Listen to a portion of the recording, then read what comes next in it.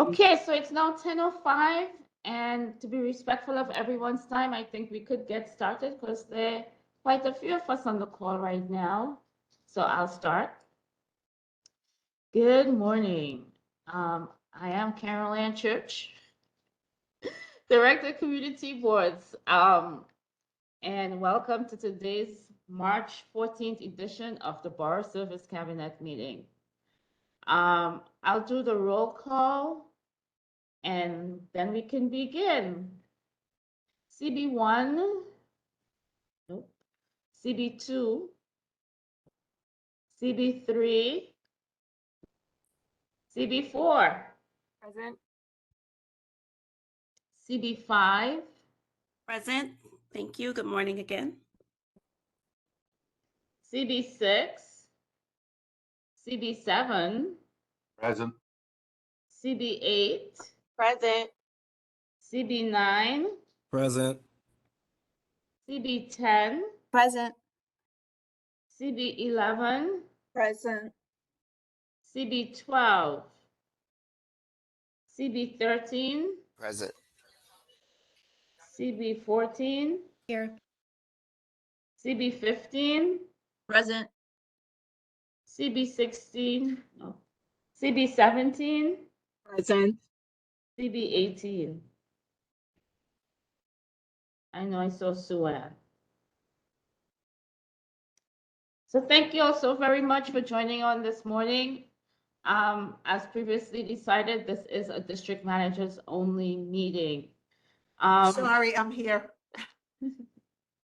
Hi, Sue Ann. So remarks. We're in the middle of the community board reappointment and appointment process.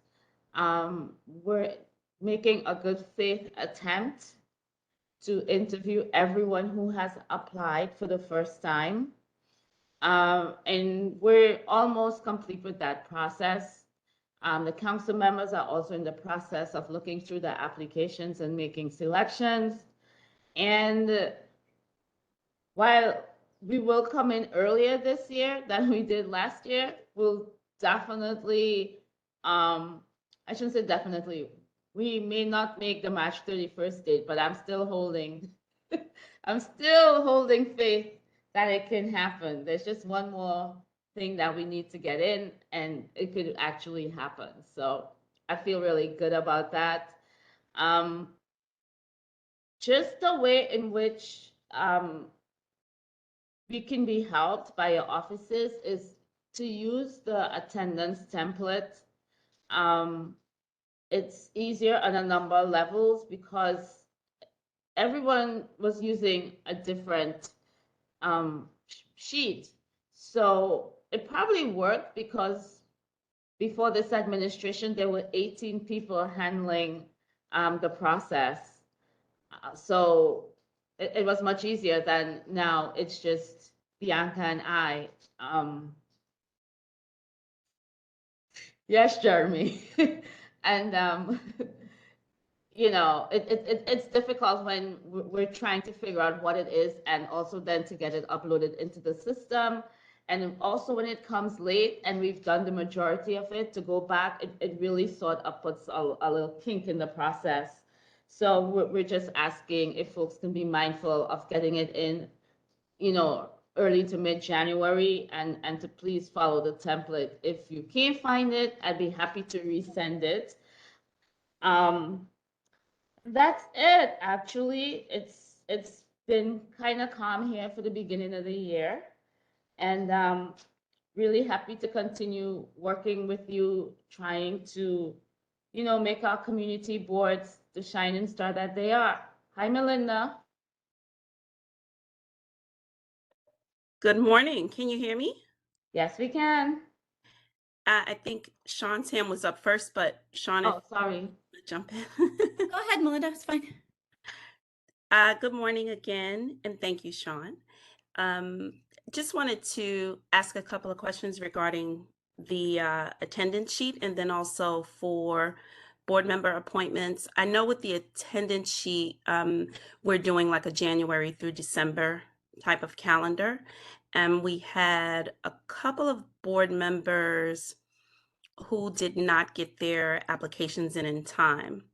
So when they applied again, they put in for reappointment, but they were requested to put in as new applicants.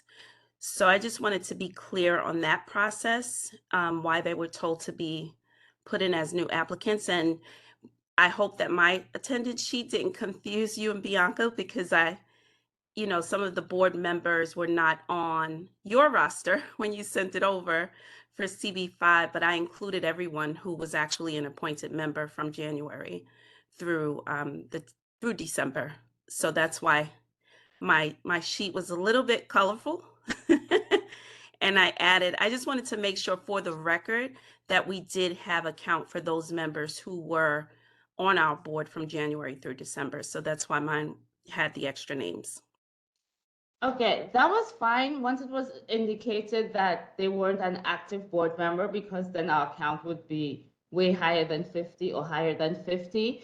But if someone is applying and they're not currently on the board, they're a new applicant. A re-applicant is an active member on the board who does not have a break in their term.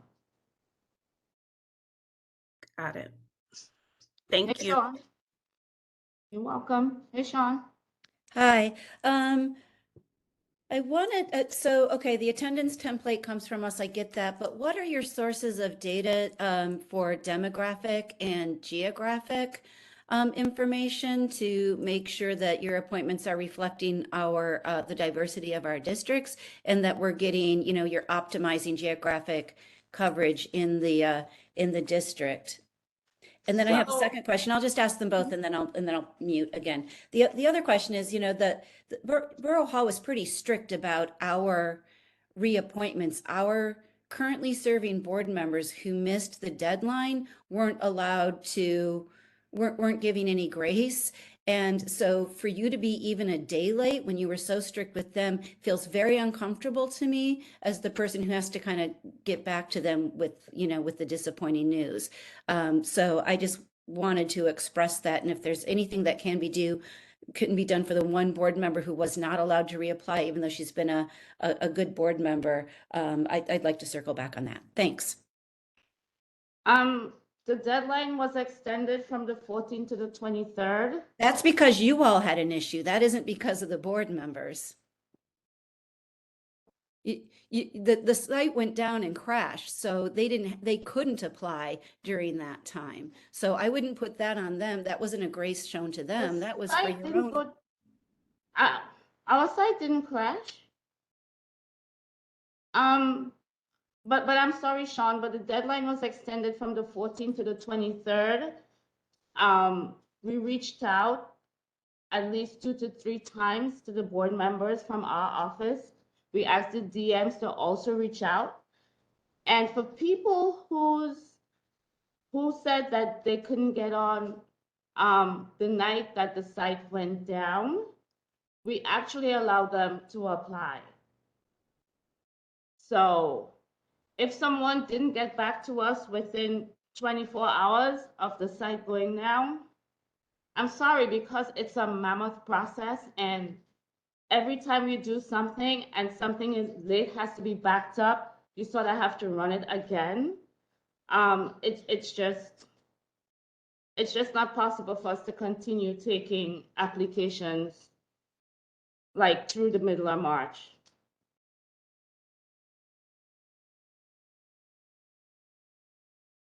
And as far as the demographic and geographic data? Yeah, that's why I knew we were question at the time. We're trying to use as much as possible the census data to help us with the demographics. And in terms of like geographic diversity, we do have some maps that are plotted with the current board members' addresses, so you can see the dispersal.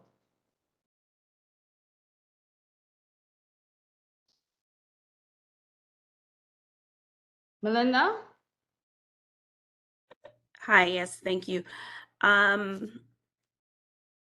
I'm like still processing Sean's responses.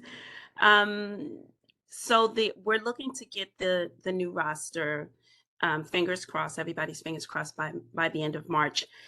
I wanted to ask, because our general board is happening a little before then, and we have some excessive absences for a few of our members who were recently appointed. We were going to have them removed through vote, but I just want to know prior to that, were there any removals on your end based on the attendance that was submitted? We will be interviewing the persons with poor attendance this week.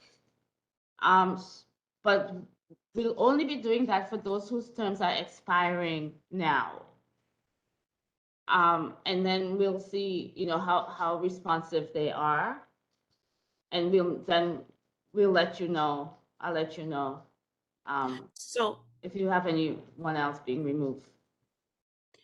I think we have two who, one may have been a midterm, and I'll look back to clarify, but when I say excessive, I mean not even one meeting. So if they're given an opportunity to come in, and they're new members, so I have no history prior for, to say that they would do any better if they quote unquote pass the interview. So how do we like align with, the data we have, the fact that they have not been able to commit during this whole time for the year?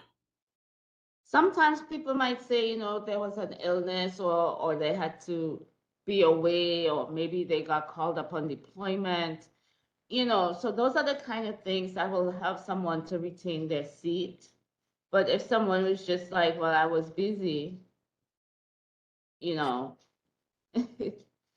Yeah, our board does, the board office reaches out. We try to communicate, through phone, email. So I'm just, if they haven't been communicative with the office and then they're given an opportunity to come in, the only, concern I have is sometimes people just like to be known as a board member. board member. They don't necessarily want to be a board member. They don't want to take on the responsibility. They just want to have the opportunity to say, yeah, I'm a board member. So Oh, I'm sorry. I just wanted to, and I'll give you those names again, just to, let you know, we can reemphasize. We don't want any board members who don't want us. Oh, definitely, and that's why we interview anyone who has 50% or below. So yeah, I was going to say, please, let's communicate about the members that you're most concerned about. Yes. But for the ones whose terms are expiring in 2024, it's up to the board to remove them. Excellent. Thank you so much. You're welcome. Eddie? Morning. How's everything? Sorry. So, let's see. I just have a question. Of one of the board members that are reapplying this year, is a problem board member. Yes, he does have good attendance, but do we have any input to you guys to say, please do not reappoint this person? Only because, like I said, it's his time to not get reappointed, but we're just like, he's a thorn in our, butt. So the question is, can you hear what the DMs are saying and get some input to your decision making? On cases like that, sure. Okay. We don't want the boards to be disruptive and chaotic. Oh, so yes. Okay. All right. Thanks. Those conversations can be held in detail offline, like the specifics. Sue-Ann? Yes, hi, good Okay, I morning, think I put everyone. Eddie before you. I apologize, but you That's were over okay. in the No, that's corner. okay. That's okay. Not a problem. So I'm having a little trouble hearing you clearly. So I just want to make sure I understand this correctly. Any new applicants are being interviewed, correct? Yes. And then after that process, you're going to be speaking with and or interviewing those applicants that either didn't show up for one meeting or only showed up for one meeting, pretty much. Bad attendance applicants. 50% or less. Okay. Okay, I just wanted to be clear on that, but none of the people that have been serving on the board that reapplied will be interviewed. If they had good attendance, no. Okay, that's what I wanted to know. Okay, thank you for the answer. You're welcome. Sean? In addition to the board meeting attendance, if there's a member who might be on the cusp, but has attended every committee meeting and additional committee meetings and public hearings and all of that, is the Borough President's Office taking other volunteer activities into account? You know, our standard is based on what the charter says. But if you think you have a special case with poor attendance, you can let us know.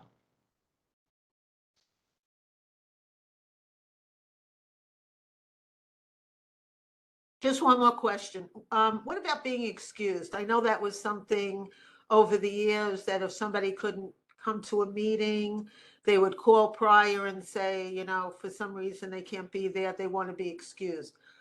There's no place to put that on, on your spreadsheet that says, oh, no, they weren't at this meeting because they got an E because they were excused.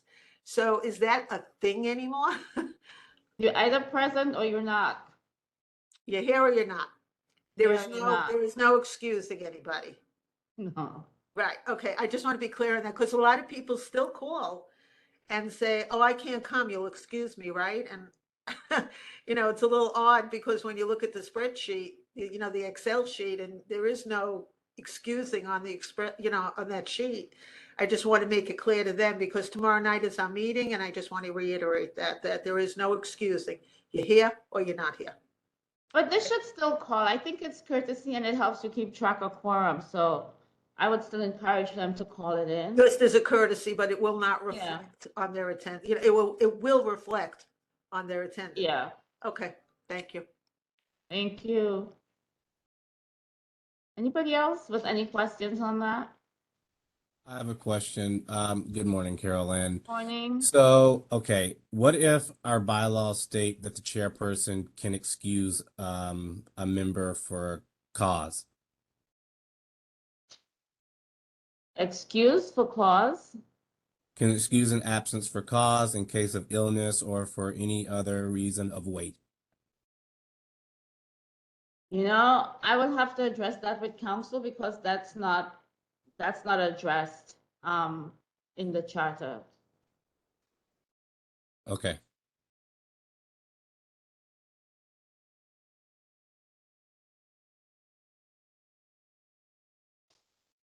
What about sickness? I received an email yesterday that one of my board members came down with COVID. How do we address calling out sick? So again, the charter doesn't make any provisions, so I will ask council how that can be addressed, but all it speaks about is being present or not. Melinda, are you? Yeah, I think I just want to be recorded this morning for some reason. No. I just wanted to ask, so if we're not able to afford the courtesy of excusals, even if stated in our bylaws that it covers them for their absence, how is it that you would afford them the opportunity to come in for an interview to explain their absence if they haven't been attending, and then you call them in to say, well, what was the reason? And they say, well, I was sick, but they haven't, you know what I'm saying? It's like, how do we explain that if they weren't given an opportunity to say that they were excused, and we record that and have them accommodated, how can they then be accommodated if they come into your office for reappointment? I think what we're saying here, Melinda, is that if someone has excessive attendances, it's on the borough president. What is it? It's the borough president who has to ascertain that these members are committed to serve. So he can ask, or the borough president, whether, whatever gender, can ask how can they, recommit, what steps have been taken? Because being a board member is more than just being on the roster, as you alluded to earlier. It's about showing up. That's right. Mm-hmm.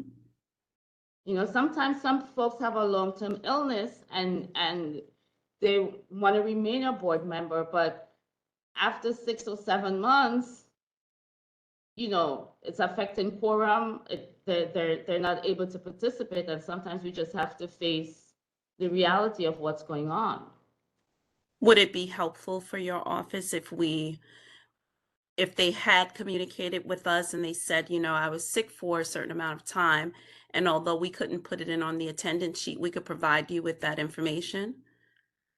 Because otherwise, I think, it helps support the borough president's decision and your office's eventual decision to either bring someone back on or not. I guess what I'm saying is that the input from our office would really support your decision, going back to what was said earlier. It would be helpful for us to at least have a weigh-in on that particular board member who was out. Well, that's always possible. I mean, before we do which ones of your members aren't attending. Yeah. Okay. Thank you. Thank you. Okay, so if we could move on to the first topic. Before I go on, I'd like to say that one of my colleagues is on the line to listen in on this discussion. It's Monia Q. She is the director of policy, and so she's listening in to see how she can be helpful in furthering some of the things that come out of these discussions. So Maniak is on. And I'd like to welcome Taya Mueller, my former colleague, joining us for the first time as the DM. Taya, can we see your face? Carol Ann, don't make me.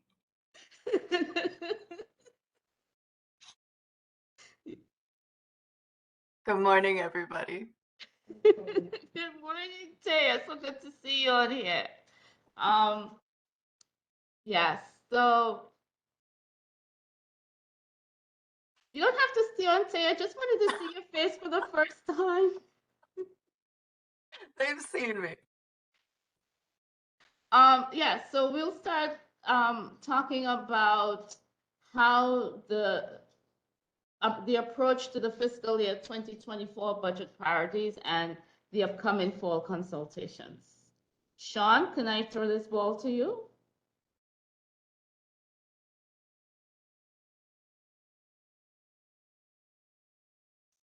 I mean, in what? No, give me a minute. Does somebody else want to start? Okay, sorry, I've gathered myself. CB14 had its public hearing on belatedly on the agency responses to our budget priorities, and they were worse this year than ever before, despite promises to improve the process so that we get more meaningful responses from the agencies. So I don't know how much longer anybody else has the patience for doing this dance. But I feel like it's an exercise in insanity to keep doing the same thing and expecting a different result. And so we went ahead. I know some community boards and district managers got a little smarter than I was willing to be, and just sort of wrote a single page saying, "This is bupkis. We're not replying to your non-replies."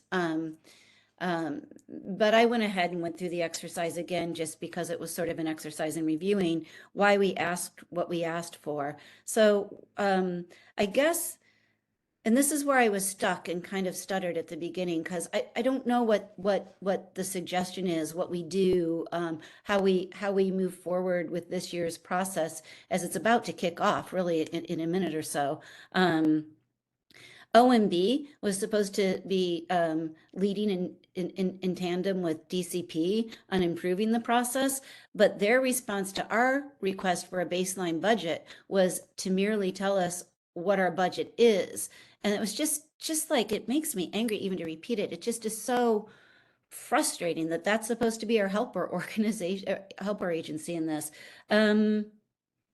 So one of the things that we've talked about doing, and that I've made at least a feeble attempt to incorporate into moving forward with for my board, is to also provide testimony at the city council's budget hearings. So I basically just cut and paste the Committee on Transportation was last week, and I basically cut and paste what we said in our letter of comment, and just reframed it with a language that said something like, since city agencies aren't responding meaningfully to this charter mandated process, which, by the way, is the only charter mandated process that includes direct public comment through our 4 public hearings throughout the year. City council doesn't have direct public comment. Agencies don't have direct public comment. So to the extent that you are now not listening to the people you represent, we thought we would just try to take another bite of the apple by presenting the budget priorities this year. So I'll stop there. That's my diatribe.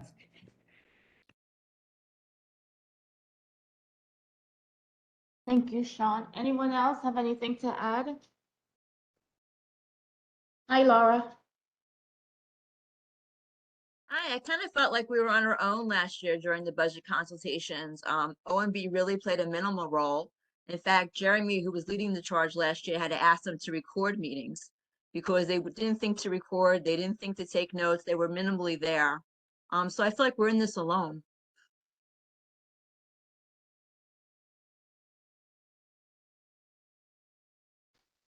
Anyone else? So, any thoughts on how our team here can elevate the discussion, the advocacy? I know we all want better answers. But any thoughts on how we should move forward? So I just have a few notes on some next steps that were discussed on a larger level with the Future of Community Boards working group. So at some point there will be a debrief with city planning, and then there was a separate request for a debrief with OMB, specifically with leadership. And I'm waiting to see how the Manhattan Community Board meeting with OMB goes. It's pretty much the same request. That's going to be on the 29th of this month, and then we'll get a better sense of how we can, I guess, tailor our request for the larger working group. I think any advocacy around having the agency sincerely engage and potentially better coordinate for those responses would be ideal. No one wants to waste their time doing anything. We don't want to waste the agency's time. We would need straightforward answers.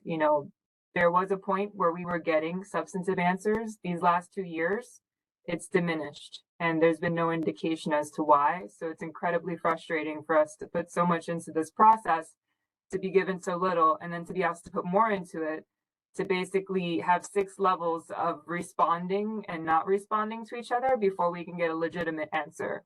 Why can't we just get a legitimate answer the first time we make the request?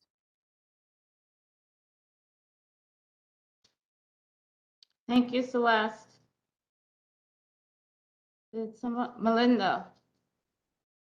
I think I'm too close to my screen. I just wanted to know maybe if there's a way that we could find out, or if your office can help us find out, is there, or what is the process? How is our information being received by each agency? Is there a point person in the budget department that is receiving and reviewing this information and then passing it on to other folks? Or is it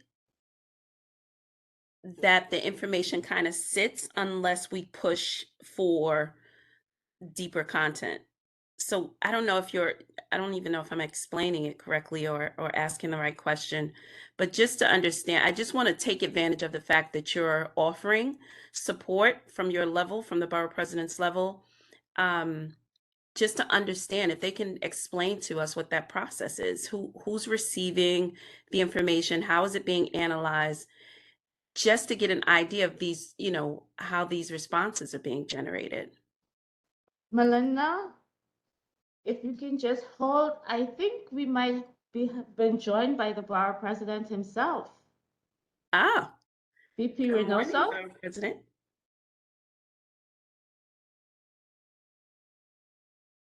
Good morning, VP.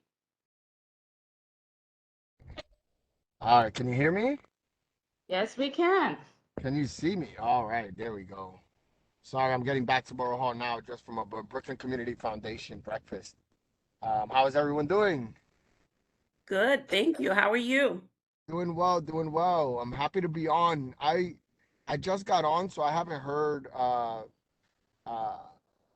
anything. So I know there was a discussion happening, and I don't know how to answer that question because I just got on, but just happy to be on. I do want to take some time to be here with you guys, and go through some of the agenda for a couple of minutes because I want to make sure that we're being as responsive as possible to the issues that concern you. And we're going through the preliminary and executive budget right now in the city council, and we want to make sure that if we hear anything from you guys that might be pertinent, that we should be paying attention to, that we're not already, that we stay on the same page.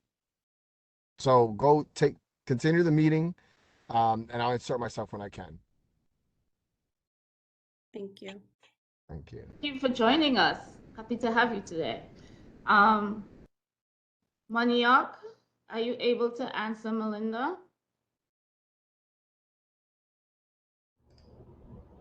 Melinda, can you just repeat your question one more time? Sure. So in response to Carol Ann's offer to our boards, to see how she can either elevate the question around agency responses to budget submissions and our CD&As, or lend some support in our concerns with the responses. My question was, is there a way that the Borough President's Office can help us identify how the agencies are receiving the information? Is there some process or some specific department within each agency that looks at these requests and then gets it over to the appropriate divisions within that agency before responses are released? Because as it's been stating, these responses are not only generic, but they're disregarded. And what I think it would help to highlight what that process is, because I'm sure there is no process. Unfortunately, there's not enough of a process, I'll say, because I can't say for sure. But obviously, the process needs to be highlighted. I just think it needs to be highlighted. So if there's a way that the Borough President's Office can help us identify what that process looks like within the agencies where we're submitting budget information and requests to, that would be super helpful. I'm sorry, Melinda, can you CDNA? What is CDNA? The Community District Needs Assessment. Oh, okay. Yeah, our annual. Okay. All right, go ahead. Go ahead, Manya, if you have an answer to that. Thank you. I really appreciate that question, Melinda. Each agency operates differently, so I think what we'll have to do is reach out to our intergov team and work from both policy and intergov side to get a better understanding of how that data is being processed within each agency. I think the other thing that we'll look to be able to do is to kind of uplift some of these concerns during some of the budget and oversight hearings. So we can connect offline and discuss that a little bit further and see how we can provide more support. And Okay, Melinda, thank you. the issue that I think exists and I could be wrong, but we'll do some research and see if we get more information, is that you guys do this work and it just goes into like I feel like they take it to a shredder and nothing happens to it. It's just Right. you guys spending a lot of time and effort and work and getting this right and doing the best you can for agencies to just pretty much ignore it and continue with their own priorities. The only time that there seems to be any movement on your CDNA request or the work that you put together and submit is when they align. When the city's already doing a project or is going to move with a project, and you guys just happen to also agree that that's a project that needs to be taken care of, is the only time it gets done. So I want to look into that because we're also trying to see if the city can put forth like a community boards like commissioner or community boards office or something that's just more dedicated to community boards, and it not just be every district manager and community board for themselves, right? It's like, who do you have relationships with? And that's, if you know someone in DOT, maybe you can get some stuff done. If you know people in sanitation, but you end up having to work that way versus like a central location that can help you through a lot of these things and play that intergovernmental role.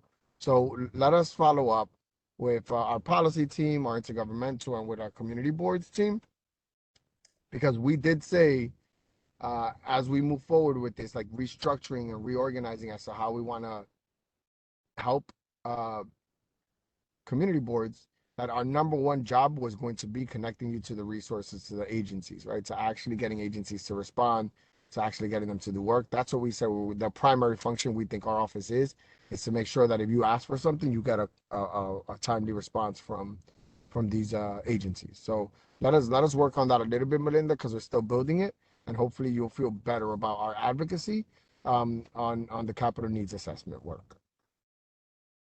Thank you so much, Borough President. Thank you. Thank you.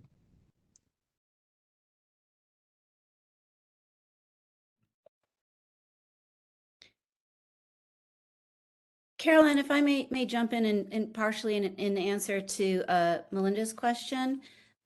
We do have in the register, and good morning, Mr. Borough President, nice to see you. We do have in the register of community board budget requests the names for each agency. They do list them. I don't think they're updated. I could call out a couple names that aren't at the agency anymore that are on that list, but we could request for an updated list, and some of those names are still relevant. One of the action items sort of out there already is for DCP to remove the drop-down menu for the agency responses so that they actually have to use their real words. That would be a really simple, asking somebody to not do something is sometimes easier than asking them to do something. So getting rid of the drop-down would be a really easy first step toward getting more quality in the answers. And then I know so far there is no public hearing scheduled at City Council for their budget hearings for community boards. In the past, all of the departments, all the agencies have a public hearing on the budget, and in the past, community boards have. I don't know if it just hasn't been scheduled yet. And Celeste's hand just went up. Maybe she knows, but if you know the date, we should all be there, as many of us as possible. And then finally, I know that Borough Hall at the Borough Board meeting asked for all community districts, I think it was the letter of request, or at least the budget register. So I'm wondering what your process is at Borough Hall, how you're vetting that information and how you're going to gather it to support it or reiterate it, or what you're doing with it. Thanks. Yeah, we're gonna be at the, so it's interesting that you say that. Maybe Celeste has information off the top. I don't have it here. Maybe somebody from my staff there is going to be a hearing. I believe that there was always been a hearing related to community boards, and our office was going to be present.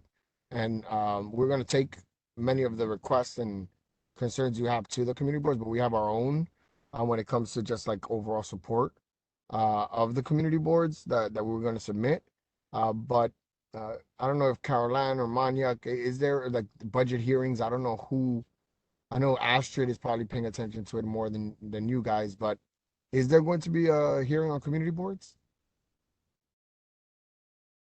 Just a quick update on the Unfamiliar. information change today. So I reached out to Councilmember Gutierrez, one of our two council members, to ask about this when we received the schedule for this year's budget hearings. The community boards weren't included.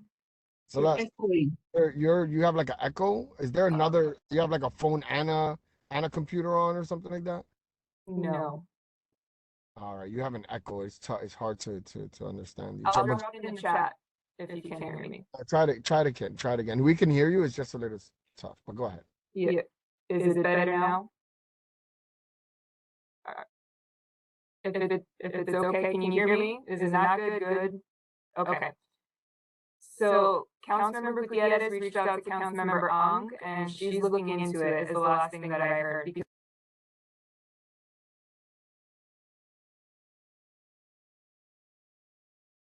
There isn't anything for community boards at the moment that's on the schedule for budget hearings.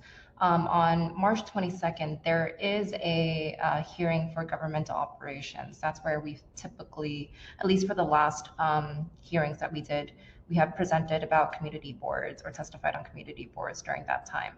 But there isn't anything that's currently dedicated to community boards. I think what Celeste was saying is that she reached out to Councilmember Gutierrez, who reached out to Councilmember Sandra Ung, who is the chairperson for governmental operations, and she's asking her to see if why is it that community boards don't have like a dedicated time on the budget hearings. So hopefully we'll get a response back from Councilmember Gutierrez, and that would be rectified. And I'll follow up with Councilmember Ung as well, see and make sure that everything is okay.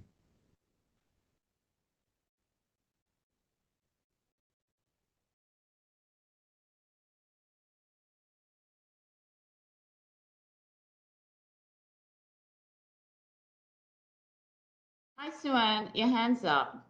Yes. Good to see you, Borough President. Welcome.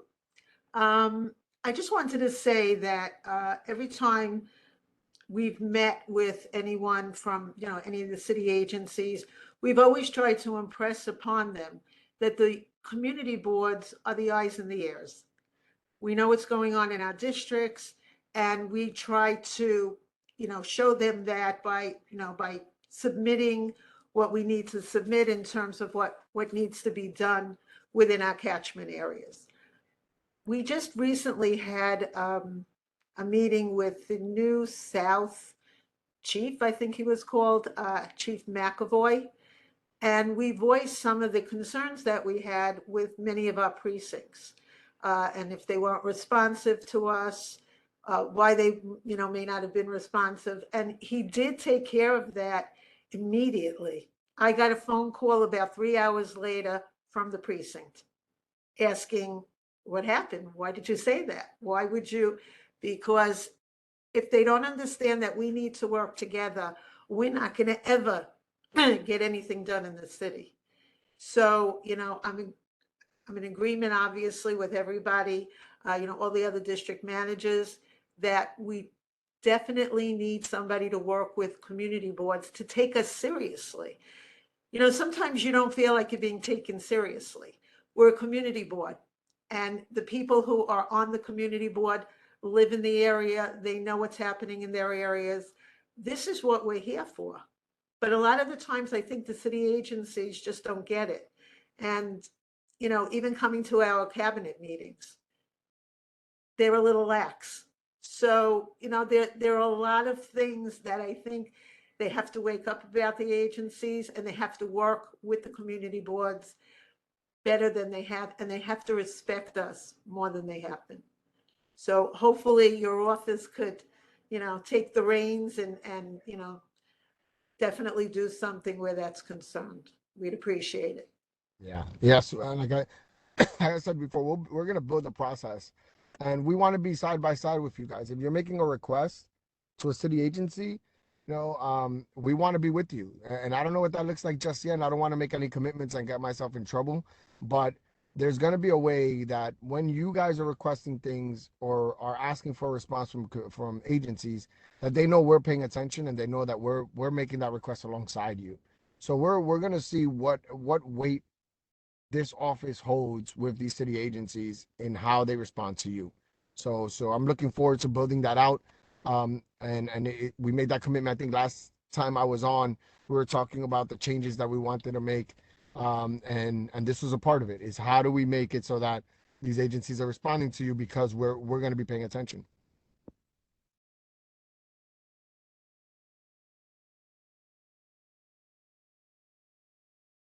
Melinda and then Laura. Did I get that right? Right, correct order? Okay. Thank you so much. I just want to say thank you again to the borough president and Sue Ann's part. Just really, I just want to emphasize that I think the main request is to really have the agencies highlight their process. I know they, as Sean spoke to, they definitely provide contact information for folks that we can reach out to post register. These are once the responses have already been provided.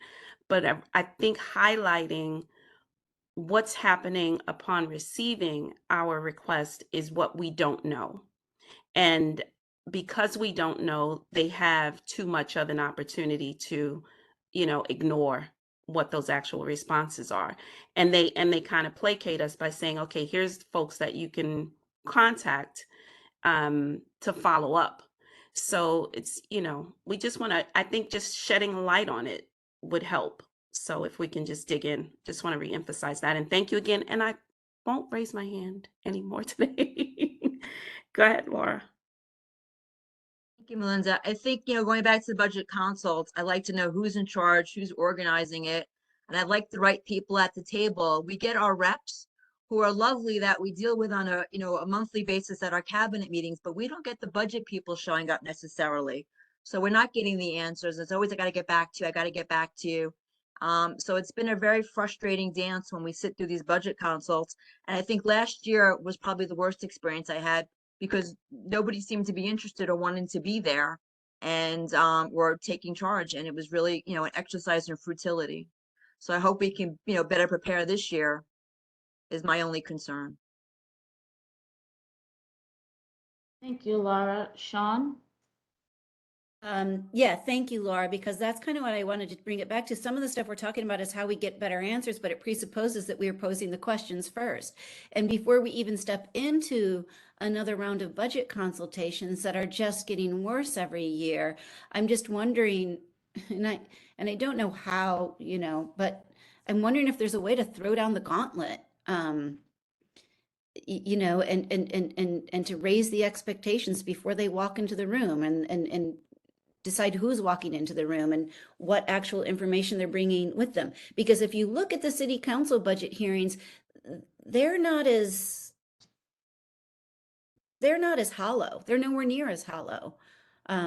So why is there a completely different approach to the most democratic level of a budget consultation than there is at the lesser democratic level? And I don't know how to do that. Like that's why, I don't know how to do that other than having my tizzy. Good point, Sean, definitely. Taya? Hi, Ms. Caroline. Is there any possibility that this process could be opened not for public participation per se, but for public observation and or recording? This group has asked for recording in the past simply because we haven't been able to get notes from the agencies. That's my question.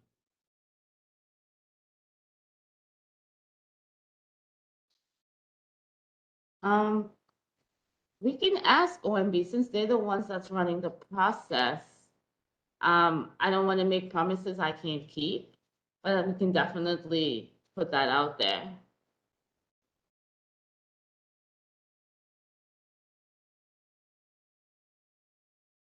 Yeah, I guess, you know, I don't think we need to go around in circles here. I think we get it. I think we've known it for a while now. You know, the agencies just are not responsive. And I think, you know, Melinda is mentioning, you know, not forget about it, but the responsiveness comes from just not understanding the process. I think it's less. I think what we might find out is that the process is exactly what we expect, which is that they're just ignoring us versus it being that we don't know enough to ask the questions or to be able to call the right people or to move this along. But let's go through that. Is there a process that we should be going through to maximize, you know, the responses back from the agencies after something is submitted that we might not know because it's whatever we're doing now is just not working. But just give us some time. We'll build out. I'm going to sit with Carol Ann and the team, and we're going to try to figure out a way to build a system in which we just feel that there's somebody paying attention and moving on the things we're requesting. I mean, now look, there might be some times where what you guys are requesting is just not something that's a priority. And I would want that too. I don't mind them communicating to us that is not a priority for us, or maybe they're looking into it, but it's like number 10 out of, 10, and it's lower on the totem pole. Because that is the case. And I know some agencies are saying, look, there's some requests made by community boards that just don't make sense in the overall scheme of the work that we're doing. And we can't put forth resources in that area because it's a low priority. For the community board, it's like the most important thing. But for them, it's like very low priority. So what they do is they just email you to death, right? And you spend 2 years following up on something that they never were going to work on. Outside of sending those emails to delay, or postpone responding back to you. So I do want to get into a relationship with these agencies where they feel like they can talk to us honestly and that we could figure out ways to work together to accomplish as much as we can, especially when we agree on things. So I just want you guys to give us some time while we build out this system by which we feel that we can get good responses from these agencies. Thank you, VP. Does anyone have any more comments on this topic? Okay, the VP left. So moving on to the next topic, OTI. We are attempting to engage in discussion with OTI to find out what it truly is, the level of support that they're providing. However, in order to have that discussion, a fruitful discussion, we really do need to hear from the boards, what is it you are experiencing? Because OTI said very plainly at the hearing that the community boards have a staff person and they're providing the necessary support. However, that's not what we're getting back from the boards. Laura in particular, did she leave? Oh no, there she is. Laura in particular had a really critical issue going on. I know that CB1 last year had a major issue. I know something as simple as removing my email from the CB2 from CB2 as an agency. My email is active. You can email me at cachurch@cb.nyc.gov and it's going to be received. So after 14 months, not even that request to OTI has been able to be fulfilled. So if you can just give us some things that we can work on so that we can communicate better with them as to what the needs are. Josephine hand was up first and then Laura and then Michelle. Thank you, Carol Ann. Listen, the boards have always had one staff person from OTI handling all 59 boards. I've always felt that was inadequate and a problem. Recently, I had 2 new employees come on board, and it took too long of a time period to set them up with a simple email. I mean, that's just frankly unacceptable. It shouldn't take, 6 weeks to have a new staff person just simply get an email.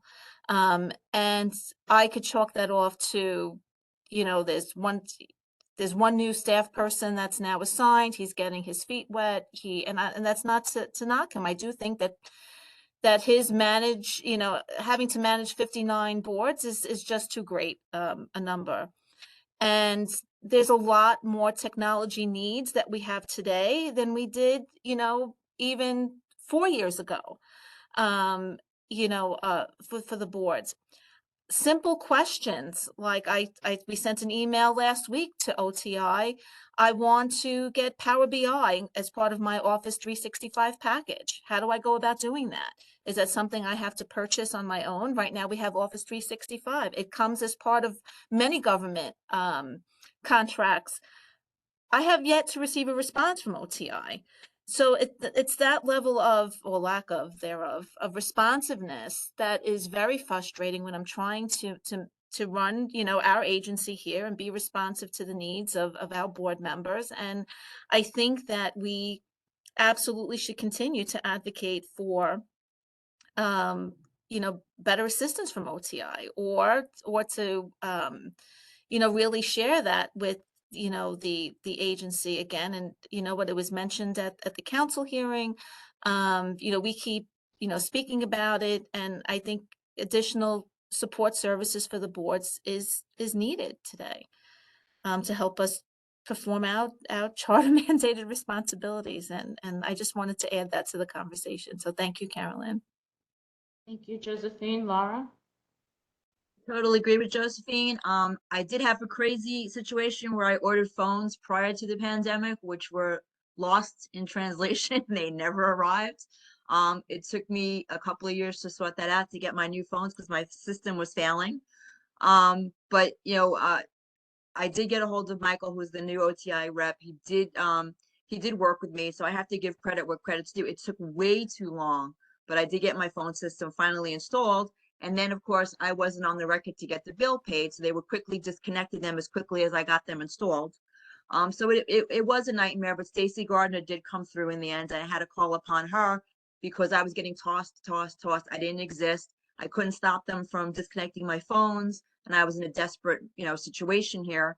But I finally did get resolution, and my phone bill was finally paid. So it takes a lot of tenaciousness and a little bit too much effort on our part, but they did come through in the end. It's just a lot of patience and a lot of waiting and a lot of follow-up. Can you give us an idea of how long it took? Because that's critical to whatever we're going to say. Response time. The phones were ordered prior to the pandemic in March of 2020. My office was shut. We didn't have access to our office for a while. We're housed at Kingsborough Community College. They were never sent out. So I signed a contract. It took me over a year to get the phones when we got back into the office. And then the phones that we were sold didn't really fit our needs. They were way too advanced. We had the old plug-in phones, the old, they could have been rotary at this point. And it took a while. It took 4 or 5 visits from Windstream, not OTI, to get them finally kind of jerry-rigged in December of this year. I finally got my new phone system. And then say from January, I started getting past due bills, February past due bills. And I pleaded with them that they were threatening to cut me off. I was calling Windstream to hold them at bay. So from February to they just paid it last week, about 5 weeks to get the bill paid. But it has been a very long odyssey. It's been about 5 weeks, and I went through different departments because they didn't know where I belonged and being tossed around. And OTI, Michael was not really involved with the phone system. She's more of a computer person, where I think Joe was a jack of all trades. He kept trying to get me to departments, but it was never the right department, and they kept tossing me around. And I finally had to get Stacy Gardner involved. And I finally got someone who told me they were going to pay the bill, and he went off on leave. So I pleaded with her, and I finally got them paid. So I would say 6 weeks to get it paid, but it was like a 2-year odyssey with these phones. Thank you, Laura. Yeah, I don't think Windstream resides in at OTI. Taya and I have stories. We've been through the wars. I would never have chosen that company. Joe was still there and recommended that firm on my phone. My voicemail was dying, which was critical to our agency. And I needed to get these phones replaced. And they were dinosaurs. I mean, they were very old. And that's the only, at the time, that was the only available contract, and I'm sorry, and I'm very sorry, but they're in now, and I have voicemail, so I will just be happy on the positivity of it. Who's next? Michelle, Taya, and then Celeste. I totally agree with everyone about everything that everyone's saying. I have several problems with OTI, but I think the most important issue that I'm having with them is they are now in charge of our internet payment. So our phones are internet based, our doorbell is internet based. We need Wi-Fi in order to answer the phones, computers, buzz people in. And every year for the last 2 years in February, OTI forgets to pay our bill. I reach out and it takes a month. So now we're in March. Cablevision or Optimum has reached out. We owe over $6,000 for our internet bill. They forgot to pay the bill again. I reached out. They're working on it. They're working on it. They're working on it. I'm like, any updates? We're still trying to figure it out. Like every year you tell me this won't happen next year. And it continues to happen. So I don't know who's handling the internet bill for the boards. They need to do a better job with handling the internet bills for us. I have a problem with Mike at OTI. I reached out to my colleagues. Have you guys gotten computers? They tell me HP. Mike says it's HP.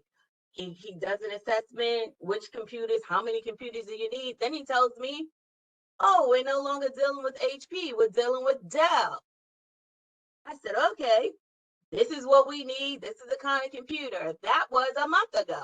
We haven't heard anything from him since, a month ago about the computers. I'm like, our computers are outdated. They're older than 3 years. We need new computers.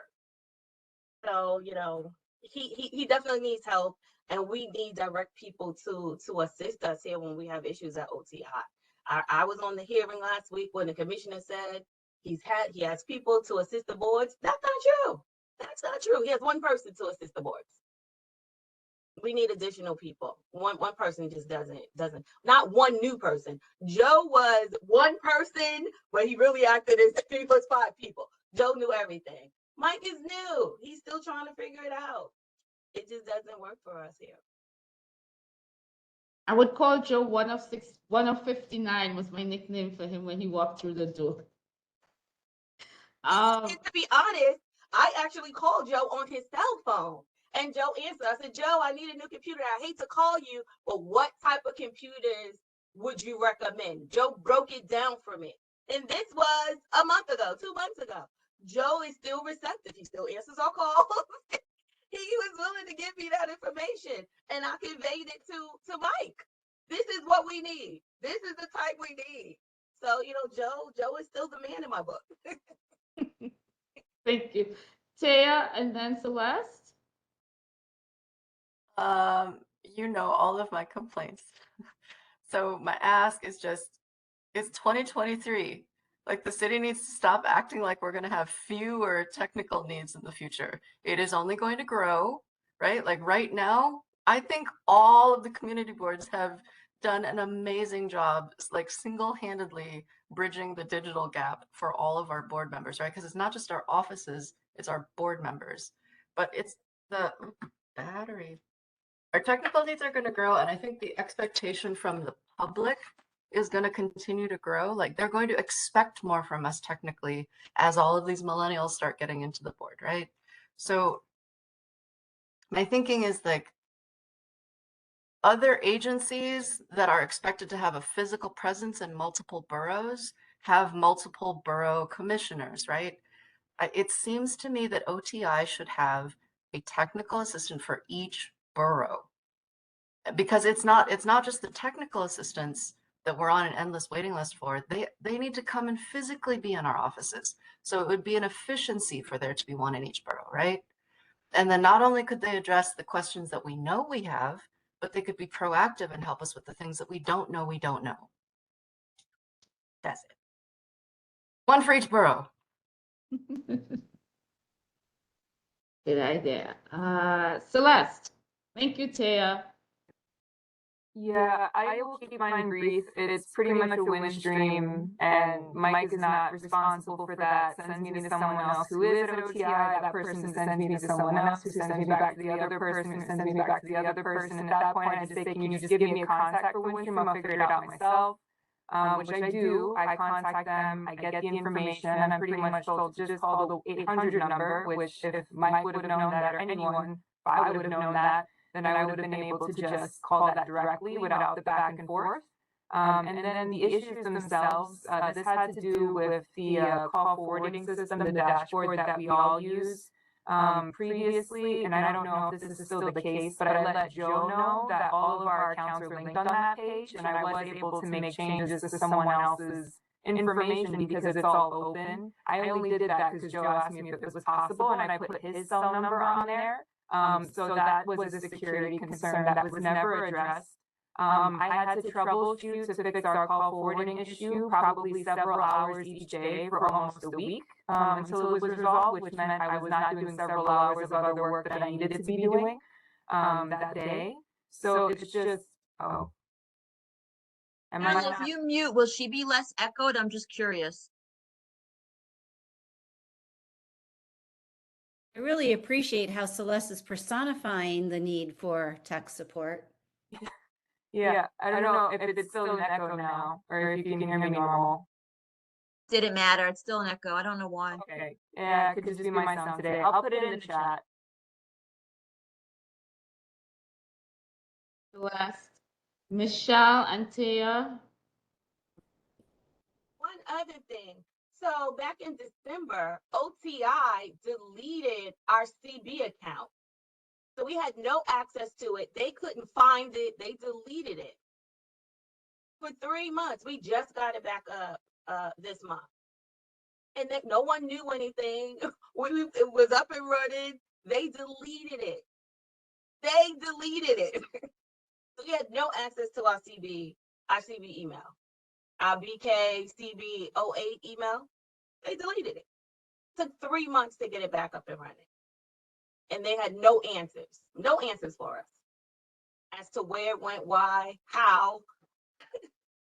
Were you able to get back your past emails though? Yes, they did come back. They did. Okay. They did come back. But we were down for 3 months. Okay. Taya?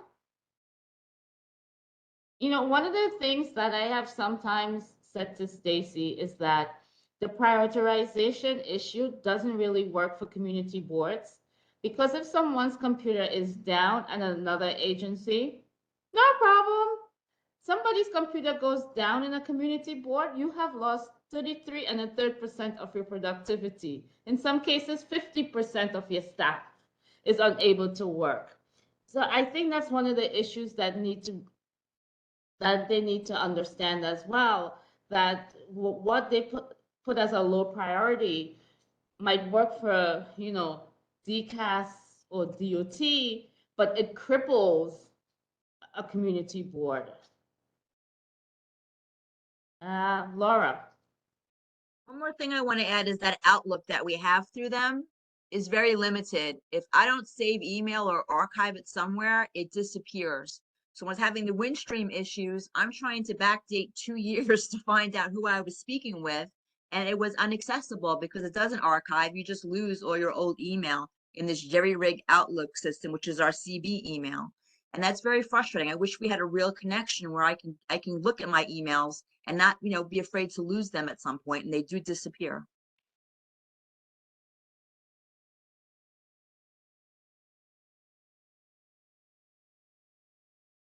Michelle, you wanted to go again? One last thing. I think the role of Mike should be expanded. He comes to the office, he said he's only here for desktop support, but the way our office is set up, everything is networked.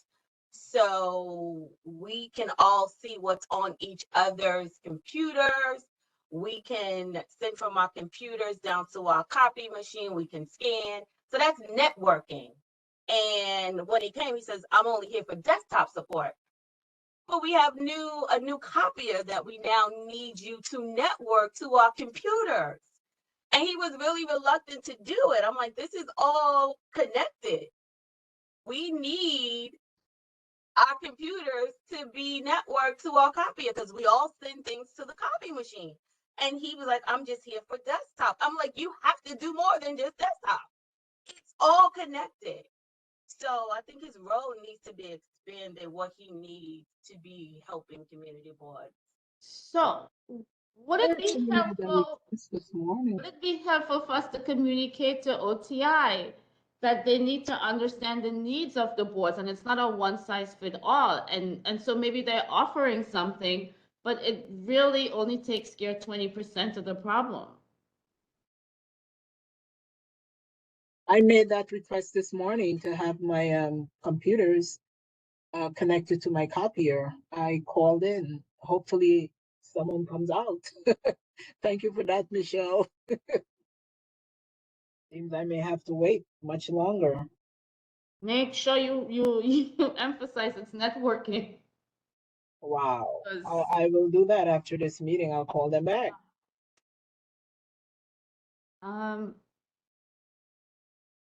Yeah, I could make a guess at that question, but I don't know for sure, but I think it's on the server somewhere. It's supposed to be an archive, but you can't retrieve it back. The archive doesn't work for us. We don't have accessibility to it.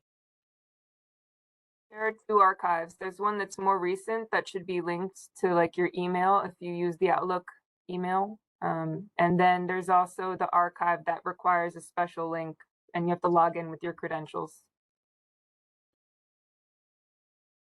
Yeah. I don't think that link works any longer. Josephine and I recently tried to access it and we would and Josephine jump in because you had the information firsthand. Right? Yeah, The CBRA link doesn't work for the archive. You have to do it from your Outlook desktop. Right. So when I spoke to Mike, he said to to go right to the desktop, but it only gave me, emails up to 2018. I needed my archive before 2018 and what I was looking at. And what I explained to him is that we need access to older emails, and that was the whole promise of Outlook in organizing our archives. And I have other friends that have Outlook in different companies, and they're able to access, from the start of their creation of their emails, look back in archives, and I see no reason why that was. And I had, a 10-minute debate with him, and I said, I don't think you're accurate. Can you please let me know? And he hasn't gotten back to me. But on the desktop, you can look at, there's a personal archive that's right on the, right on your first screen, but that only brings you back, I think, up to 2018 or 2019. Before that, as Celeste said, you can go into your credentials, but it has not been working for me, or Marnie. It's very frustrating.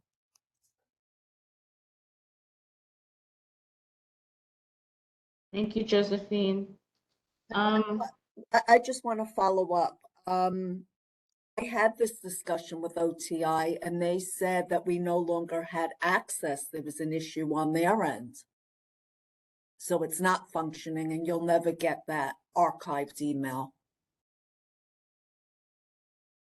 Carol Ann, along a comment Marnie just said, I received an email that was curious to me around the change of the administration that indicated that all community boards had not been cleared for a particular whitelist yet.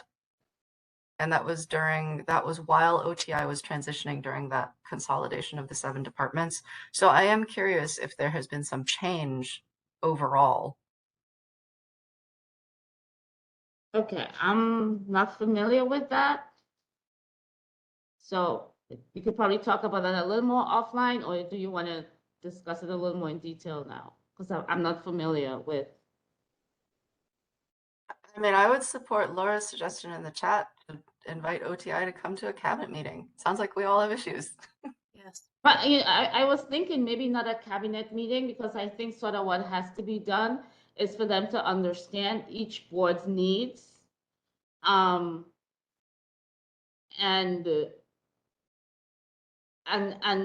create something around that, and we don't need the other agencies for that. because that would take some time.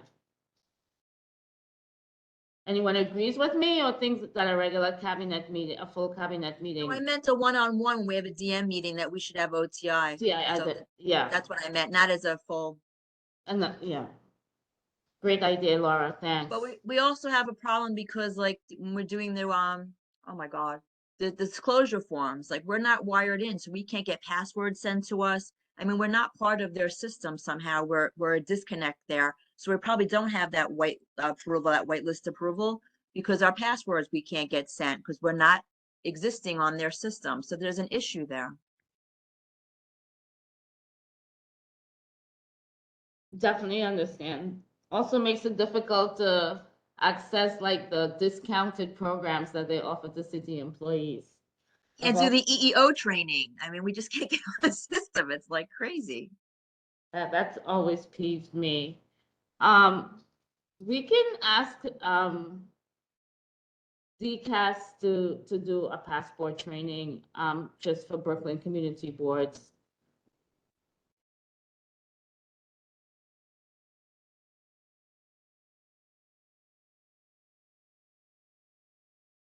We can definitely request that from them on the borough president's letterhead, not me sending an email. Hi, Michelle. Speaking of passport, we usually have the big 5-gallon water bottles for our water machine. Lily constantly says you have to order it through Passport. I don't even know how to use Passport. So does anybody have water? Is anyone getting water outside of Passport? No. You get water. I'm getting water, and Dorothy and I are splitting the bill because we could not figure out how to pay the damn $2 bill. And I am a bright, intelligent woman, and so is my staff. I made pleas to that passport liaison we had, and I said, whoever spent billions of dollars on this program should be fired because it just does not work. Or make it very user-friendly for me, because I can't imagine. I just still cannot explain how I cannot figure out how to pay a $2 bill. And as the mayor's office of contracts expands, which which entities go on the requirement contract, I've been staying away from all of the requirement contracts because I can't use Passport. Me too. Can I just say this? I've been here now 13 months and I still have PTSD over Passport. Thank you. So do we. The collection agencies will be coming after Taya for that $2. Is it $2 or $5 that we owe? Whatever it is. I had 40 because I had a rental on there. That $40 make it. I almost pulled it out of my pocket. I couldn't take it anymore. So yes, Passport is an issue. Did someone have their hand up? Okay, so we're at 11:23. Maniak, are you good? I am good. Thank you so much for everybody's input today. And I'm going to bring this back to the team so that we can really consolidate and see what we can do to support a lot of the issues that have been raised today. Thank you. Carol Ann, I'm sorry, this is Melinda. I didn't want to put my hand up because I didn't want to see you fall off the chair. But Manya, if we could just put in, the fact that community board offices are under so many charter mandates, that these agencies absolutely should be responsive and, be able to service us so that we can act out our duties under charter mandates, and most importantly, as city employees like every other agency. So I think if we lead with that, it kind of gives us the extra weight sometimes just to say, they also are charter mandated to do these things and to execute and provide public input. So there's no way that that can be ignored. Hopefully, I'm optimistic. Absolutely. And something that, the VP had mentioned earlier was that we were hoping that there could be a centralized agency that would actually be able to, address some of these requests. But in the meantime, what we will really try to push is that the CBs get as much attention as possible from these agencies. I know it's there may be a lot of requests, but it's important because, we want to ensure that, as city employees and as city, city entity within yourself, that you are getting the support that you need to run efficiently. We're small but mighty. Exactly. Thank you, Maniak. Thank you. Okay, so any ideas for future agenda topics? Sean did send some along, but does anyone have any ideas?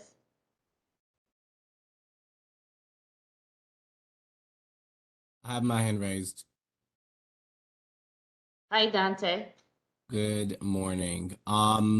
Could you add construction embargoes to the agenda? This The one or future? future one? Future one. I think that would be fine. Yeah, I don't know if everyone else had this issue, but recently Purim happened in our district, and I received a significant amount of phone calls about work being done in the district. The Department of Transportation, as you all know, is not really responsive as an agency to any of our requests. I've sent over a list of holidays to our representative Diana Soriano multiple times, asking them not to do construction or work during certain holidays. And so this is becoming something that is happening often. And quite frankly, like, I'm tired of getting the calls. Like, one would think that they would be respective of, the religious holidays and observances that are happening across the city as a city agency. So I wanted to know, is this happening with some of the other district managers? Are you getting these sorts of calls? And if you, have any thoughts or ideas about dates or locations that could be placed in the embargo, I'm open to that discussion. And this is something we can work offline. I've had this conversation a little bit with Sean and Barry. Okay, great. I'll add it for next month's agenda. I think we could put it in there.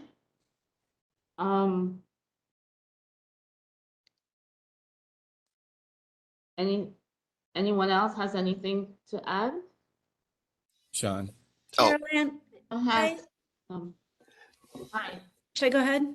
Yeah, sure. Okay, it's my understanding that the state liquor authority application being vetted somehow through the nightlife office came up at Borough Board. And I'm wondering if I don't know what the context was at Borough Board. Is that something that we should be discussing here? It came up a little bit at the Future of Community Boards meeting, but since it came up in Brooklyn specifically, I wonder if that's something that we should be following up on. Yeah, definitely. I thought the BP was going to address that a little bit. So the Office of Nightlife reached out to us and talked about the possibility of creating a standardized questionnaire to make it easier for applicants and also at the SLA. Because apparently at the SLA, when they review applications, if there's an error, they send it back. They don't continue the review and send out a list of the errors. And the thought is that if it was a standardized application across the boards, then maybe it will help process the applications faster. A standardized application doesn't mean that a board has to accept it as is. You can edit it, add some of your own questions, but it would just be a way that some of the most basic questions are listed and answered in the same manner. The Office of Nightlife is supposed to book an appointment with us to come talk about that in detail since it's their project. But we haven't scheduled such a date as of yet. So it's a template. It won't be mandatory if the boards agree to use it, mandatory in the sense of using it as is. It's editable, or it will be editable. So there'll be more information coming on that when the Office of Nightlife, you know, is on the agenda at some point. It always confuses me as to how somebody thinks adding a step will make things easier, but I probably can speak on behalf of colleagues that if you wanted to invite community board district managers to this meeting with that office so that you can get, in one fell swoop, get the response to their idea, that might be an efficient way to have the conversation. Yes, the thought is that they would create it with the boards, that they won't present, and maybe I missed that part. They won't be presenting you with something and say, hey, look at this gift that we have for you. It would be something that's created in conjunction with the boards. At least that's the discussion that we had. But they're going to create it with the boards, but they're not coming to the boards first to create it. So that seems a little disingenuous. You're welcome to call them out or not call them out. I think the thought was that they'd begin the discussion and then they'd get the individual input. Well, that's what we suggested, that they get individual input, but that there's a place for them to begin the discussion. Does that make sense? Zero.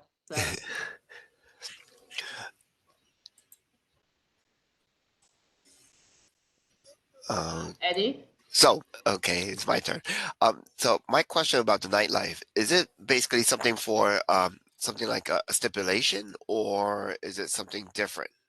No, the thought is about creating an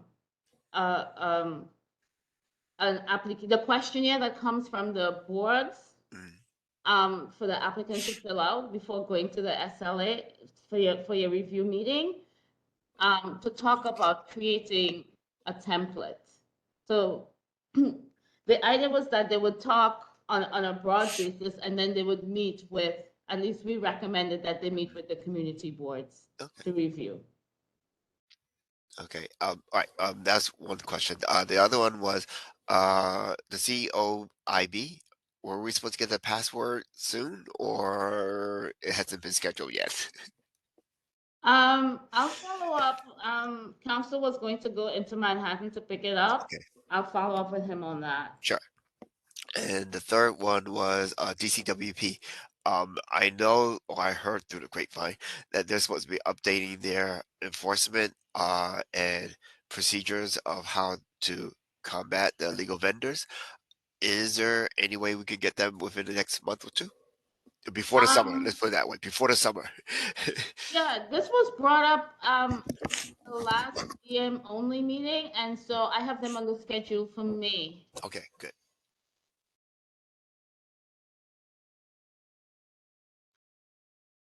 Anything else on that? So Sean also. Wait, this is Michelle on Slack. So I just wanted to, we call it Slack, but it's SLA. So once we get a 30-day notice, we have already created, years ago, we created our own questionnaire that we send out to applicants to get more information. So I don't know what the nightlife, committee or agency is creating that's different than what we already do here. Because we have a 2-pager, 3 pages. We have one. Right. Do you want our copy of it so that maybe you can look at it and see if it's anything different? Because like Michelle said, we have our own copy also, just so that maybe you will compare notes and say, these are important questions, and go from there. We don't have to repeat anything. That's all. The idea is for them to have the conversations with the boards. We're just like passing on a message that this is something they're thinking about. They'll be coming to the boards to discuss this. It's the boards working with them will create this document. Apparently, many years ago, the Manhattan boards were working on something like this, and I think Celeste put it in the chat. And they just sort of, I guess maybe the idea came from the Manhattan boards. I don't know, that this be revised. And so instead of just being Manhattan, the thought is to do it citywide and make it a simpler process for the applicants and the attorneys and the SLA to follow. Anything else on this?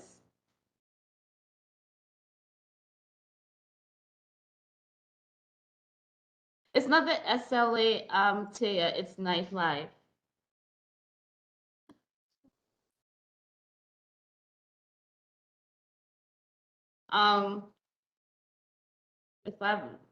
So Sean suggested a couple topics for future meetings. Inviting Urban Land Institute, ULI, or talking to them about a workshop for CB members and staff on what the intersecting complexities of urban planning projects, from financing and affordability to sustainability and community input. And also a presentation on cannabis, focusing on facilitating the entrance of legacy operators into the legal space. So those are two suggestions and the construction embargo that we have on tap for future meetings. Anyone else? Oh, great, Celeste.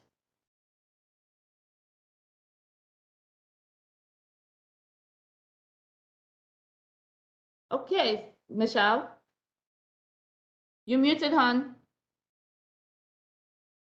Speaking of cannabis, so we've invited OCM to do another presentation at Community Board 8 for our members in the community.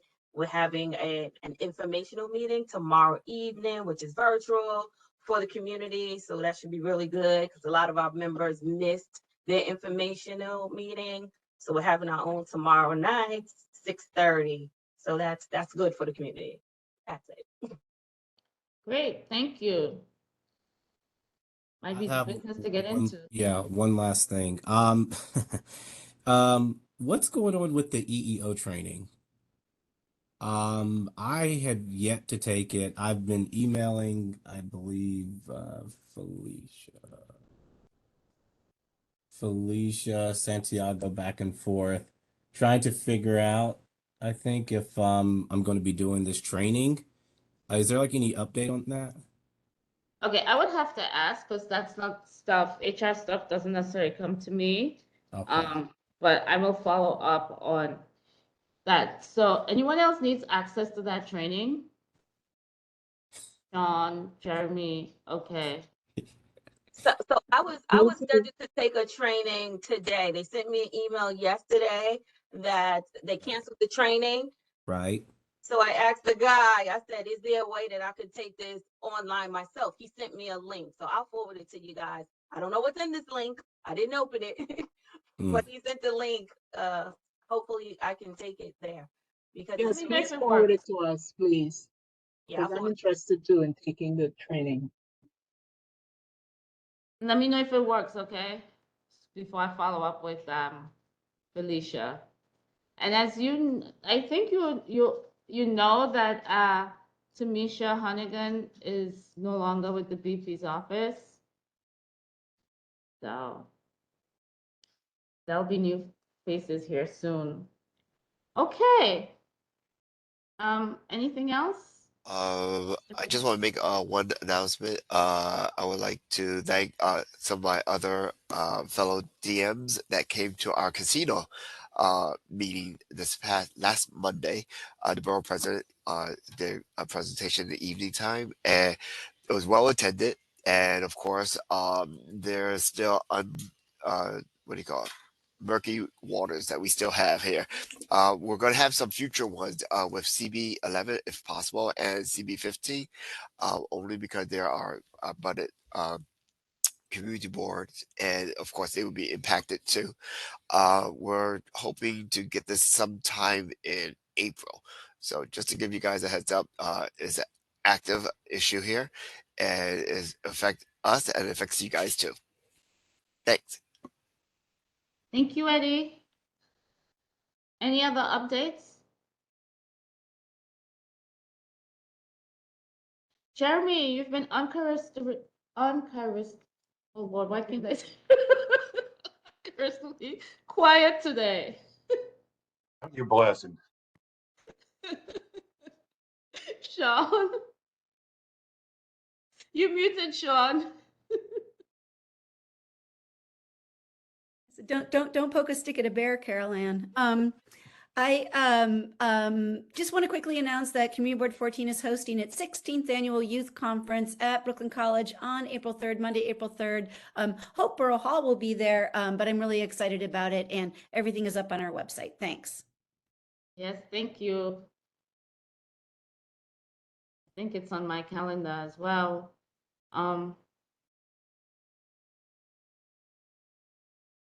Sean's youth event, I've heard, is amazing. Anyone else? Any more updates? Sean, you have another one? Okay. Is it okay for us to move to adjournment? Okay, everyone, thank you so much for coming on. Very robust conversation. I think this is what these meetings should be like. Thank you very much. Have a great Thanks, rest of guys. the week. See you soon. Bye-bye. Have a great week, everyone. Take Bye. care. Thank you, Caroline. Thanks. Welcome, Melinda. Thanks again. Call me. Yes.